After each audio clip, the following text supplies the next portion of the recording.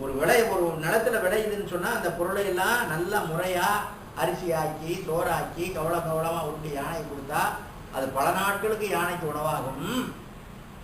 அது இல்லாம யானையே சாப்பிடணும்னு வயலுக்குள்ள விட்டீங்கன்னா அது வாயில போறதை விட காலில் மிதிச்சு அழியறது அதிகமா இருக்கும்.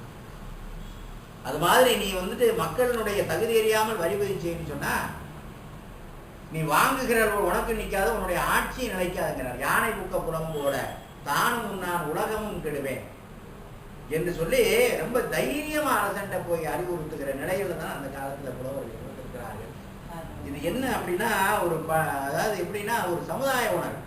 இந்த சமுதாயம் நல்லா இருக்க வேண்டும் என்கிற அந்த எண்ணம் இருக்கு பாருங்க. அந்த எண்ணம் அந்த காலத்துல மிக அழுத்தமாக இருந்திருக்கிறது. அடுத்தவனுடைய துன்பத்தை, அதாவது என்ன சொல்றது, அதாவது பக்கத்தில் இருப்பவன் துன்பத்தன்னை பார்த்து செய்தாதவன் புண்ணியமூர்த்தி பாரதியார். அடுத்தவனுடைய துன்பத்தை பார்த்து எவன் செய்யாமல் அவன் துன்பப்படுகிறானோ அவன் தான் புண்ணியமூர்த்தி. புண்ணியமூர்த்திக்கு ஒரு டெபனேஷன் கொடுக்குறார். பக்கத்தில் இருப்பவன் துன்பத்தன்னை பார்த்து சகியாதவன் புண்ணியமூர்த்திங்கிறார்.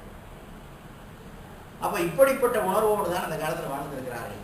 நீங்க பாரதியாரை கூட எடுத்துக்கிட்டீங்கன்னா கடைசி வரைக்கும் இந்த தேசத்தை பற்றி சிந்தித்தவன். ஆனா தேசம் அவனுக்கு சோறும் போடல, அவனுக்கு மரியாதையும் தரல, எதுவுமே தரல. அவனை கடைசி வரைக்கும் பட்டினியா போட்டு கொண்டுச்சு. இருந்தா கூட கடைசி வரைக்கும் இந்த தேசத்தை பற்றி சிந்தித்தவன்.